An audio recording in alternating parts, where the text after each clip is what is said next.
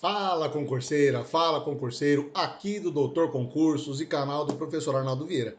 Como vocês estão? Como passaram de Réveillon? Como tá esse comecinho aí de 2022? Espero que todos estejam muito bem, que tenham passado com muita saúde, com muita paz, com suas famílias, e, enfim, sempre desejando tudo de bom para vocês e agradecendo a todos vocês que acompanham nossos canais aqui e acompanham esses vídeos.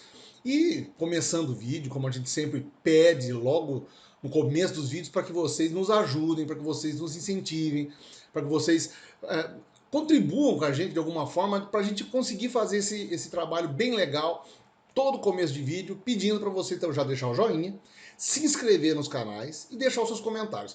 Se inscrever nos canais, porque tanto aqui, Doutor Concursos, quanto no meu, professor Arnaldo Vieira, a gente faz essa collab toda semana e traz vídeos para vocês.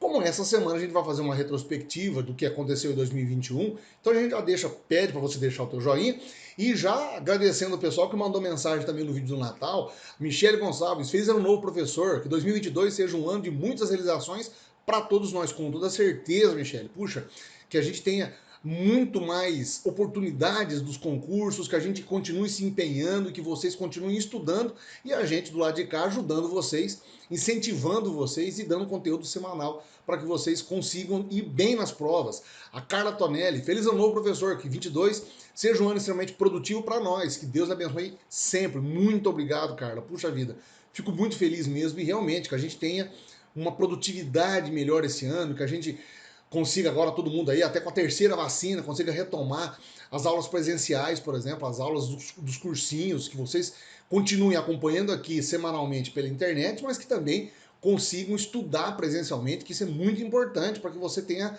esse entrosamento, consiga tirar as dúvidas no ato imediato das aulas, tá?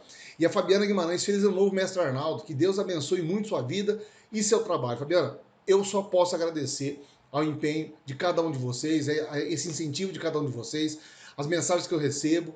E assim, gente, do fundo do coração, eu faço esse trabalho assim com muita alegria. O pessoal da Doutor Concursos também com muito empenho para preparar toda semana esse material legal e vocês terem aí bons estudos. E o nosso orgulho reside nessas mensagens, nesse posicionamento, nessa alegria que vocês transmitem para nós, incentivando vocês a estudar, a gente fica mais feliz ainda, tá legal? Vamos fazer uma retrospectiva então, de 21, e esse vídeo vai ser um pouco mais comprido, um pouco mais longo que os outros, porque eu vou englobar aqui algumas pautas, alguns temas que nós trabalhamos durante o ano de 21. Todas essas notícias nós trouxemos aqui para vocês durante os vídeos, tá? Semanalmente. E principalmente focando nos concursos, nos vestibulares, né? No Enem, que também cai bastante atualidades. Então, de uma maneira geral, eu quero abranger e colocar algumas palavras-chave para vocês gravarem e entenderem que 21 foi um ano muito complicado na questão por conta da pandemia, claro, mas ao mesmo tempo um ano de otimismo, porque nós tivemos as vacinas. No final de 2020, a gente tinha uma perspectiva meio ruim das vacinas, apesar de que também nessa mesma época, em 20, a gente já tinha uma ideia de que as vacinas chegariam para o Brasil, como aconteceu. Do mesmo modo, no modo âmbito internacional, a gente ainda tinha muita incerteza de como tudo ia se desenrolar. Claro que nós encerramos o ano muito melhor do que começamos na questão da Covid, mas é algo que a gente tem que abordar sempre. A inflação no Brasil e essa disparada no número o preço, o custo de vida, né? O custo do Brasil como um todo, como que isso se elevou. A violência, não foi um ano fácil, né? Nós tivemos aí várias situações de violência e o surgimento do novo cangaço. Isso é muito ruim. Depois nós tivemos as Olimpíadas de Tóquio, né? Que na verdade era para ter acontecido em 2020, mas por causa da pandemia não tinha nem clima, nem autorização sanitária para acontecer, então os jogos acontecem em 2021. A questão espacial, que parece que o pessoal até acha estranho. Poxa, professor, mas o senhor fala de espaço quase todo dia. É porque tem muita coisa acontecendo, né? E porque também a gente tem que levar em consideração que muitas dessas tecnologias espaciais, elas acabam refletindo na nossa vida cotidiana, no nosso cotidiano, né? Tecnologia espacial acaba entrando no nosso dia a dia de uma maneira geral. E, infelizmente, dois países que tiveram aí muito destaque internacionalmente, mas por situações bem ruins, né? O Afeganistão, com o retorno do Talibã, e o Haiti, com o assassinato do presidente, terremotos, furacão, tudo que aconteceu de ruim lá. Vamos entrar então falando especificamente sobre a Covid. No começo, logo de 2021, nós tivemos assim os números de vacinação, claro, começaram bem lentamente, né? Mas nós tivemos logo no comecinho em janeiro a aprovação da Anvisa, foi um domingo, né? A Anvisa aprova de manhã, quando é à tarde, as primeiras vacinações começam a acontecer com a Coronavac.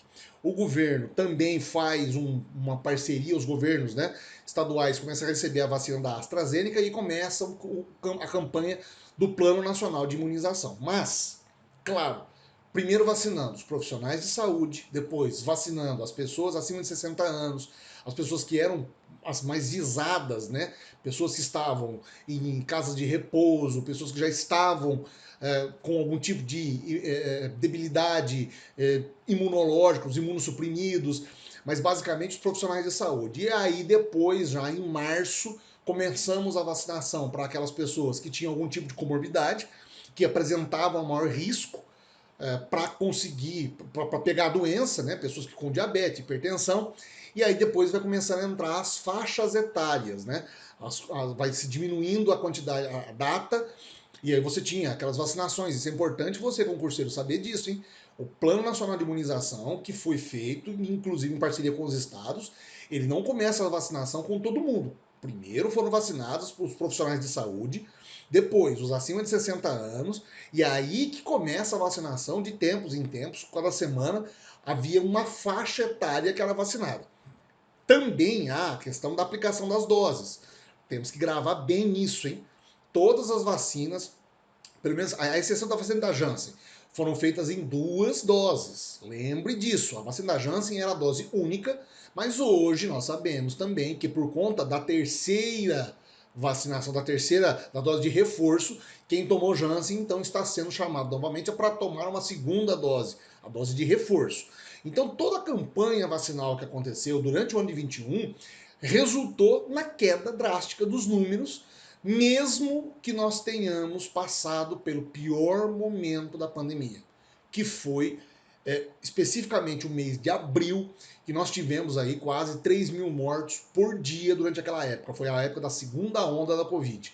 E muitas perdas que nós tivemos, que não, são irreparáveis e vão continuar sendo sempre, mas que fizeram com que o Brasil fosse o epicentro da doença e principalmente que contribuísse para a marca que nós chegamos de 600 mil mortos em todo o território nacional.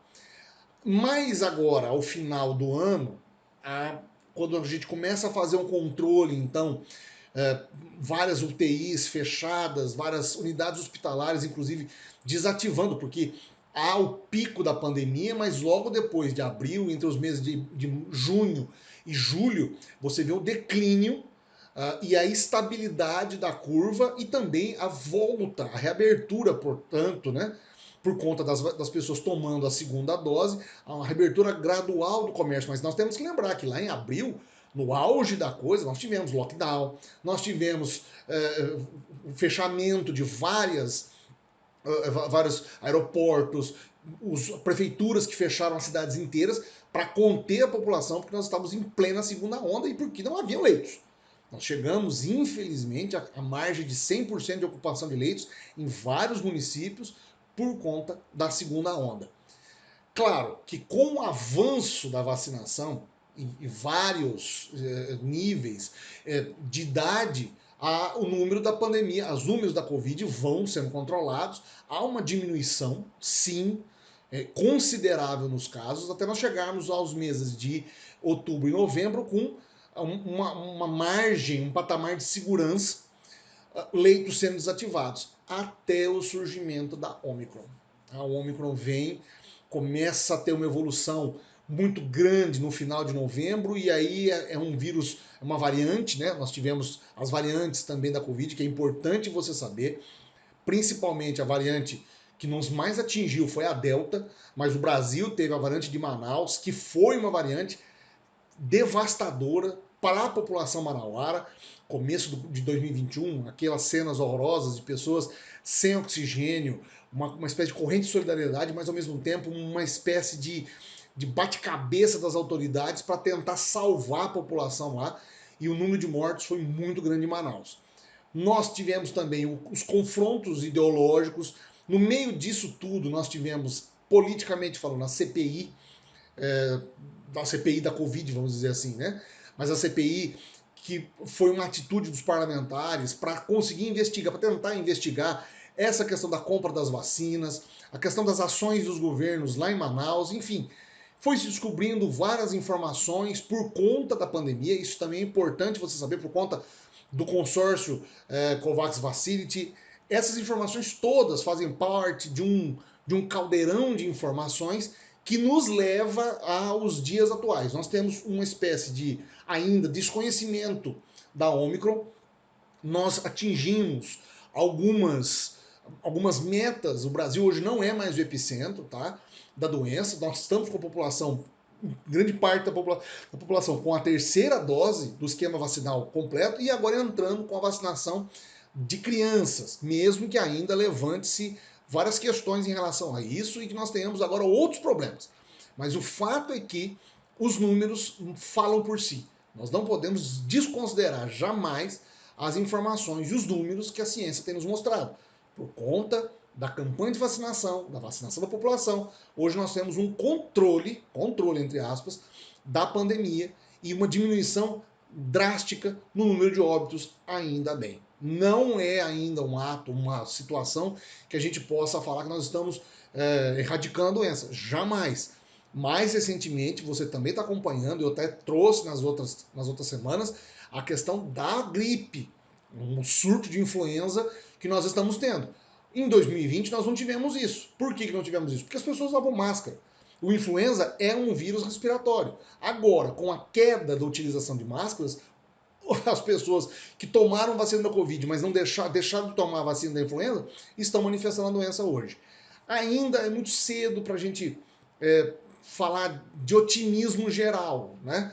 Nós ainda precisamos controlar todos os setores da doença, em todas as suas faixas etárias. As crianças precisam ser vacinadas, nós precisamos controlar e vencer isso. Economicamente falando, há uma retomada por conta da abertura, isso também pode ser objeto das questões, mas principalmente temos que deixar isso muito claro: a vacinação é o que fez o controle da doença em território nacional e também no mundo, tá? Então isso é importante que você saiba, que você tenha esses conhecimentos da importância que nós tivemos das campanhas vacinais, das vacinas que chegaram e como que elas fizeram esse controle da doença no Brasil, tá legal?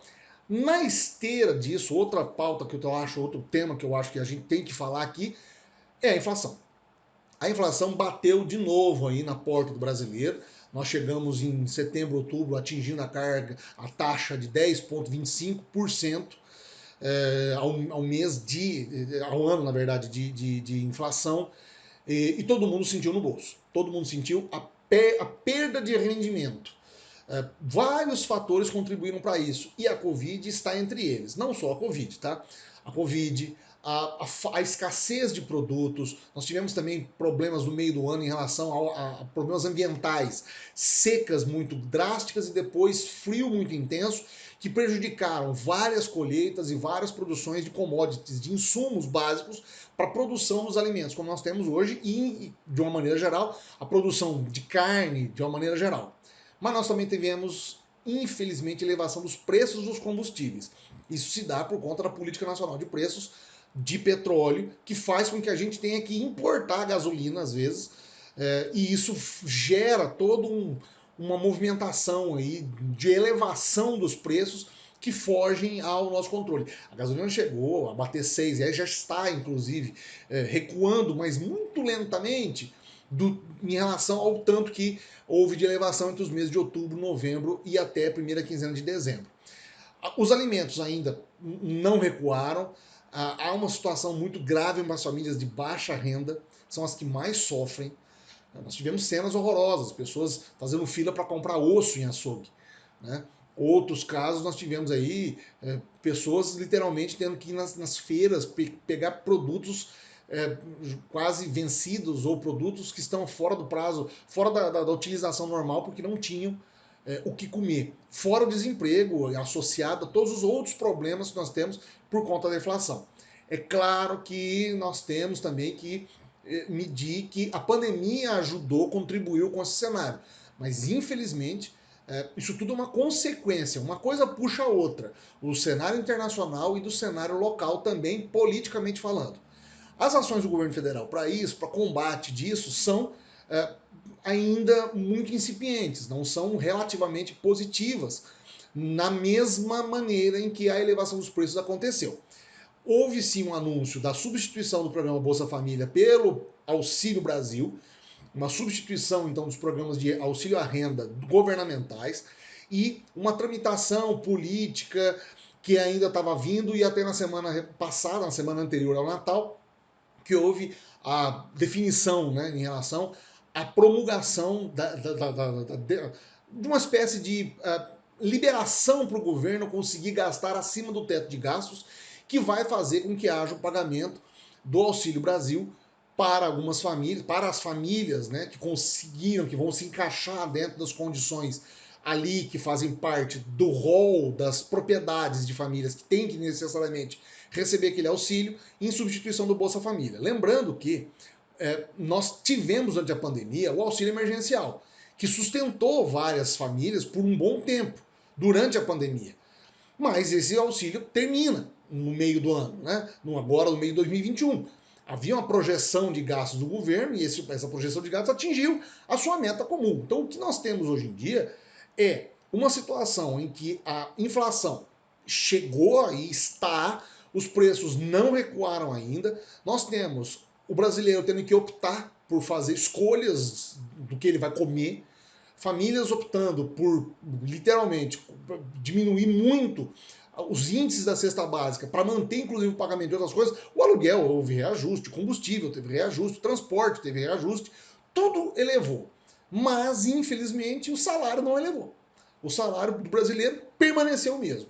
Agora também o governo tem anunciado o salário mínimo aí de R$ 1.200, que pode ser que consiga melhorar um pouco, mas mesmo assim, com elevação salarial, os preços vão se manter elevados da mesma forma, né? Então há uma grande preocupação desse cenário para 2022 em relação ao combate à inflação. Quais são as ações efetivas que os governos vão enfrentar para combater a inflação e essa elevação no preço dos produtos mais básicos da nossa cesta básica? Ainda não há ações previsíveis, mas você precisa saber que a inflação foi uma realidade e que ela, infelizmente, vai continuar com a gente aí por um determinado tempo, e nós temos que conviver com isso. É claro que todo mundo tem que apertar cinto, principalmente os governos, para que a gente consiga ter algum tipo de respiro e também voltar a ter a renda. O brasileiro conseguir recuperar sua própria renda para ele conseguir voltar a alguns patamares de alguns anos atrás. Lembrando que essas altas de inflação também elas não são novidade, tá? Elas já vêm acontecendo em vários anos, mas haviam diminuições de preços, a carne diminuía, o combustível diminuía, o óleo diminuía, o arroz diminuía, e aí você tinha uma flutuação. Hoje não, tudo está num preço muito elevado e infelizmente a gente não tem algumas ações orquestradas governamentais para que consigamos sair dessa dificuldade financeira. Vamos acompanhar, mas é uma pauta que eu tenho absoluta convicção que pode cair nos concursos que vocês vão prestar, legal?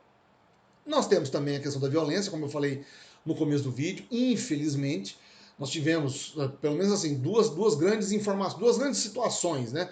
Que eu quero exemplificar. O caso do Lázaro, que atraiu a atenção da imprensa por vários dias aí, mais de 20 dias, uma perseguição ao Lázaro dentro do Distrito Federal, ali na região em que ele aterrorizou, mas que de uma maneira geral demonstrou a fragilidade dos sistemas de segurança pública naquela região, mas também nós tivemos na outra ponta do crime extremamente organizado, a ascensão do novo cangaço. Esses dois casos que eu quero trazer para vocês são muito emblemáticos, porque eles mostram para nós essas falhas do sistema de segurança. No caso do Lázaro, ele foi acusado de vários crimes e ele entrou dentro da mata e ninguém achou. E em várias incursões da polícia ele conseguiu sobreviver. Claro, foi capturado e depois, na troca de tiros, acabou falecendo, mas demonstrou a fragilidade da polícia de conseguir localizar aquela pessoa num ambiente que ele tinha um certo conhecimento. Então, de uma maneira geral, mostra também uma espécie de delicadeza, vamos dizer, de fragilidade, de estado delicado das ações policiais no combate a essa violência, dessa violência mais simples, dessa violência mais não tão organizada, mas a violência do lobo solitário, dessa pessoa única.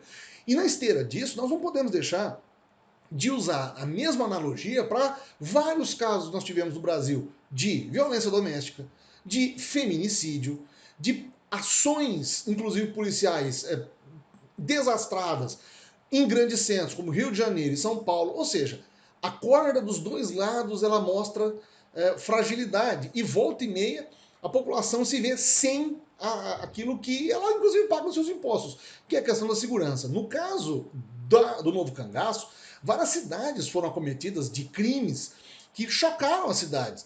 O mais emblemático foi o caso de Araçatuba, interior de São Paulo, em que uma gangue, na madrugada de domingo para segunda-feira, invade a cidade, fecha a praça, coloca explosivos, tenta fazer algumas ações, assalta um banco, leva alguns milhões, mas aterroriza a população, foge, sem muita ação da polícia, porque a polícia não estava acostumada, não tinha nem informação em relação a isso.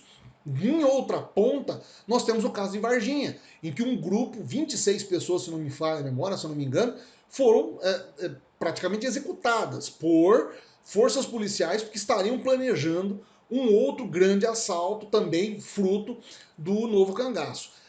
Veja, guardadas as devidas proporções, você tem a mesma truculência do lado dos criminosos, você tem também da área de segurança pública, de defesa e segurança pública. São os dois extremos que nós tivemos, e entre outros casos, que eu poderia falar especificamente sobre isso. Agora, uma coisa interessante. No meio do ano, nós tivemos levantamento de informações no comparativo com as mortes do mesmo período em relação a 2020. E acreditem vocês, nós tivemos um ano, no comparativo entre do período anterior de 20 para 21, um recrudescimento dos números de homicídio. Em grande parte se deve também à questão da pandemia, né? As pessoas ficaram presas em casas, fechadas em casa entre o ano 2020 e 2021. Mas há uma redução, sim, nos números no caso da violência urbana. Nós temos uma redução e um aumento nos casos de violência doméstica e feminicídio.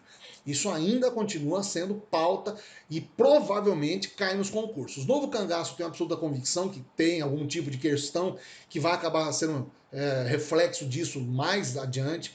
A questão ainda de algumas ações policiais dentro do limite da legalidade ou da ilegalidade em grandes centros como periferias do Rio de Janeiro e São Paulo, que demonstram essa fragilidade e essa disputa entre criminosos e policiais, a fragilidade do sistema como um todo, como que nós estamos à mercê, inclusive, dessa falta de organização de um modo geral, mas também nós temos uma diminuição dos números da violência, como o número de homicídio, por exemplo, em grande parte por conta da ação preventiva em algumas ações, em alguns estados, das ações policiais. Então essa balança, que às vezes fica variando para lá e para cá, pode ser alvo das questões que vocês vão responder nos concursos que virão. Eu acho importante abordar isso com vocês, tá? No âmbito nacional, eu posso dizer que a gente está com essas pautas. Eu poderia falar, por exemplo, aproveitando o gancho, da questão ambiental. Nós tivemos mais um ano de queimadas na Amazônia, no Pantanal, nós tivemos as inversões térmicas que foram horrorosas, nós tivemos o frio extremo em algumas áreas do Brasil, mas tudo isso faz parte de um ecossistema maior de informações. Podia falar para vocês, por exemplo, sobre as pandemias de infodemia, ou seja, como que as desinformações atingiram aí a vida do brasileiro, mas eu acho que no âmbito nacional nós temos que trabalhar com essas informações, como nós acabamos de falar, a questão da violência, infelizmente a inflação e as campanhas de vacinação que deram certo em território nacional. Numa fusão com o âmbito internacional, as Olimpíadas, que eram para ter acontecido em 2020, não aconteceram, viemos para 2021. Brasil teve uma das melhores demonstrações, uma das melhores participações em todas as Olimpíadas. Nós tivemos aí 21 medalhas. A participação das mulheres foram quase 49% de atletas mulheres na delegação brasileira. A questão também do público, né? Como que os japoneses lidaram com essa questão do público, porque em vários locais as competições foram com arquibancadas vazias, só com a comissão técnica. Foi uma Olimpíada visual, porque nós acompanhamos pela televisão, pela internet, a transmissão dos jogos, mas também foi uma Olimpíada que combateu um pouco a desigualdade. Nós tivemos a entrada, que foi para mim muito simbólica, da delegação de refugiados, muito bonito o gesto de abrir uma delegação especificamente para atletas de países em que estão havendo conflitos, guerras, e essas pessoas competindo através do espírito olímpico. Então foi muito bonito, e eu acho importante você também saber como que foi a participação do Brasil como um todo, mas como que a Olimpíada aconteceu de modo geral. Mesmo em plena onda de Covid que estava acontecendo em Tóquio, eles conseguiram fazer um evento muito bem organizado, com baixíssimos índices de contaminação, mas que infelizmente vai marcar a história pela primeira vez, porque foi uma Olimpíada que foi desmarcada e aconteceu mesmo num cenário duvidoso aí de vai acontecer, vai ter público, não vai ter, né? Então os japoneses estão de parabéns porque foi uma Olimpíada muito inclusiva, e no nosso caso, no Brasil, nós tivemos uma participação excepcional. Acho importante também falar para você sobre Olimpíadas. E caminhando já para a parte final do nosso vídeo, turismo espacial. Nós não podemos não citar o ano em que nós tivemos aí no turismo espacial. Muitas informações toda semana chegando aí de uma ou outra missão. Agora foi a missão do Branson, agora foi a missão do Jeff Bezos, agora foi o pessoal do Elon Musk. O fato é que o turismo espacial pode sim ser alvo das questões. Eu acho que as questões vão englobar isso, mas claro, talvez nas suas particularidades. O fato é que o turismo espacial, por mais interessante que seja, por mais inovador que seja, e traz para nós alguns benefícios tecnológicos, nós não podemos deixar de também falar das críticas, principalmente de algumas personalidades mundiais, né? O Príncipe William, por exemplo, fazendo até um evento e criticando os milionários, os bilionários que estão gastando dinheiro para levar as pessoas para explorar o espaço, mas não estão gastando a mesma quantia para ações de preservação ambiental, né? Dizendo que o planeta Terra é só este, e até nós irmos para outro lugar, vamos gastar muito mais e essas gerações não vão estar aí para ver. É claro que todo esse turismo espacial já vem há alguns anos sendo debatido, discutido, porque era uma ação que ficava responsável as agências, a NASA, a Agência Espacial Francesa, a Agência Europeia, os russos, né? Mas agora há uma espécie de popularização. Os empresários, mega empresários mundiais, investindo nisso. Talvez a gente consiga ter no futuro uma espécie de turismo espacial mesmo efetivo, se nós usarmos um comparativo bem lógico com os primeiros homens que voavam no início do século XX, e que era uma elite dominante que conseguia voar, que ia fazer transporte aéreo de uma cidade para outra dentro de um avião. Talvez nós estamos vivendo uma segunda época disso, mas agora na questão espacial. É claro que essas missões todas também são muito midiáticas, como por exemplo a missão do Jeff Bezos que aconteceu aí em outubro, que levou o William Shatner, o ator William Shatner, que é o eterno Capitão Kirk, considerado hoje a pessoa mais velha do mundo, mais de 90 anos, que conseguiu ir para o espaço e ficar lá 5 minutos, 6 minutos em órbita, gravidade zero, orbitando o planeta. Isso é muito midiático, é fato. Mas as tecnologias que vão advir disso também são em benefício próprio. Nesse ano que nós tivemos, eu várias vezes trouxe informações para vocês aqui de missões espaciais que deram sucesso. A sonda que chegou até Marte, que conseguiu lançar até um drone. Mais recentemente, o lançamento do James Webb, que é um telescópio gigante que está lá agora sendo desmontado, que vai conseguir fotografar em infravermelho o espaço, em alguns lugares do espaço que a gente não tem acesso. Outras sondas que conseguiram atingir, chegar próximo à coroa solar e vai conseguir analisar os ventos solares com mais detalhes. a outra sonda que vai até um meteoro e vai lançar uma outra sonda para atingir o meteoro, para ver se é possível mudar a rota de um asteroide. Então, de uma maneira geral, nós tivemos um ano muito efervescente nesse aspecto espacial. Algo muito interessante que a gente tem que sempre trazer informação para vocês aqui. Porque volta e meia cai nos concursos questões assim, e aí passa batido e fala: meu Deus, não li sobre isso. Então você está sabendo aqui através do nosso canal, tá legal? E os dois países, como eu falei lá no comecinho, Afeganistão com o Talibã e o Haiti com a situação política do Haiti. O Afeganistão a gente acompanhou, você acompanhou, eu trouxe aqui, você leu, tenho certeza. O Talibã retoma o poder no Talibã com a saída das tropas norte-americanas em agosto. Aliás, 2 semanas antes, inclusive, dos americanos saírem, o Talibã já tinha dominado o país e tinha chegado até Cabul, para falar a verdade. E ali as cenas foram as mais terríveis que nós vimos. O aeroporto de Cabul, com pessoas invadindo a pista, aquele desespero das pessoas tentando entrar nos aviões, uma situação bem caótica, os pais entregando os filhos para os soldados americanos. Então, uma cena muito. O país se esfacelando com medo da retaliação, aí, com medo do grupo extremista talibã, que tem uma interpretação da lei islâmica e que implanta, impõe uma verdade dentro da população que nem sempre é muito democrático, para falar a verdade, não existe democracia.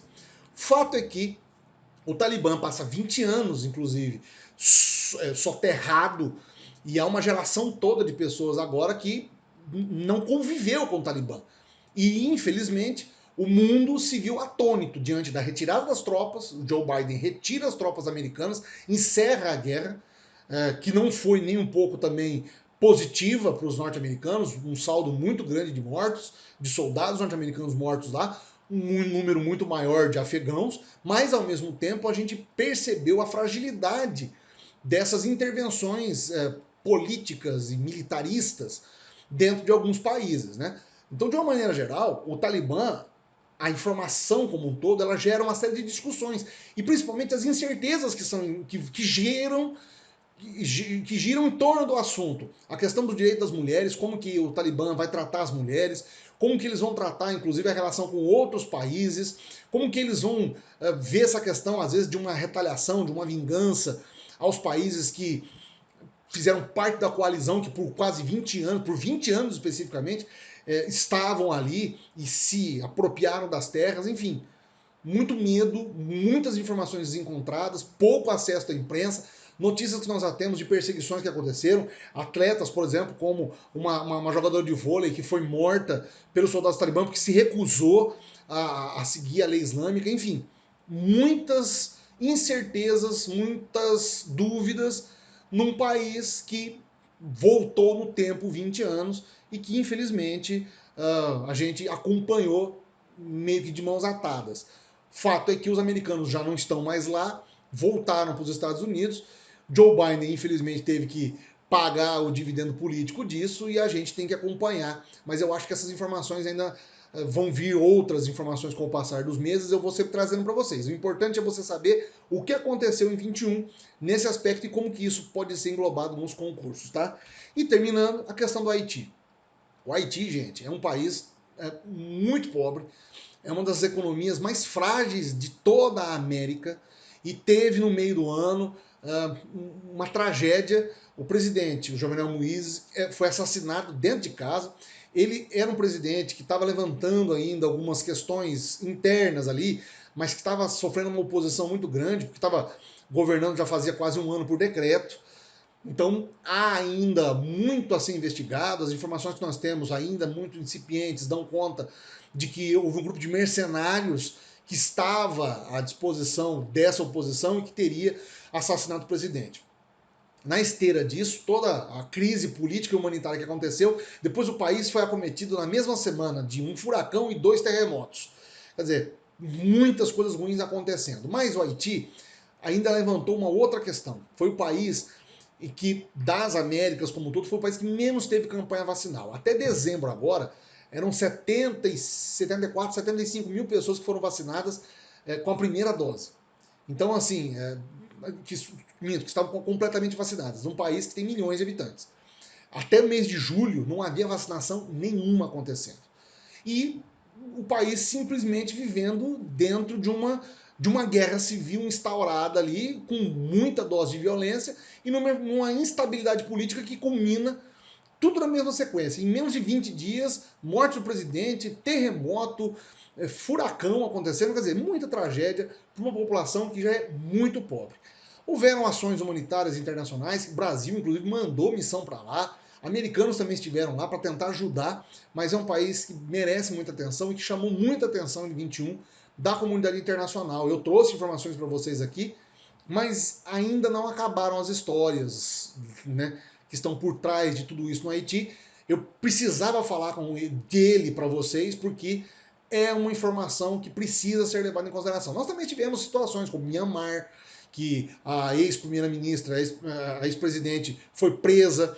Nós tivemos situação em Belarus, em que o presidente lá mandou descer um avião que estava passando, estava voando, porque tinha um inimigo político dele lá dentro. Movimentações, assim, foi um ano em que nós tivemos muitas movimentações de uma direita ultra radical, tomando algumas posições muito ruins em relação a vários países. Há uma ameaça muito grande às democracias. Então 21 foi um ano muito difícil, além da pandemia no mundo, nós tivemos vários problemas políticos acontecendo em todo o globo terrestre, tá? São informações que eu acho muito importantes e relevantes para que vocês entendam como foi esse ano de 2021. Um ano muito complexo, um ano que nós enfrentamos a pandemia, mas conseguimos, pelo menos até agora, estamos conseguindo controlar. Não acabou, mas é um ano que ainda vai ter muito. Nós temos que lembrar muito de 21 ainda, né? Mais até do que 2020. Então eu espero que vocês tenham gostado e que vocês tenham acompanhado os nossos vídeos aqui. A gente espera continuar com o projeto para 2022, toda semana trazendo informações para vocês de atualidades. Tá legal? Um vídeo bem extenso, com muitos detalhes. Volte, assista, veja em partes, porque é muito importante você se preparar e ter um panorama do que aconteceu em 2021. Tá legal? Espero que todos vocês tenham tido, então, novamente, um excelente Réveillon, um ano muito bom pela frente, que vai ser, tenho certeza. Contem sempre conosco e deixem nos comentários aí o que vocês acharam. Se gostaram dos vídeos, manda sua mensagem, eu sempre trago aqui para vocês, tá legal?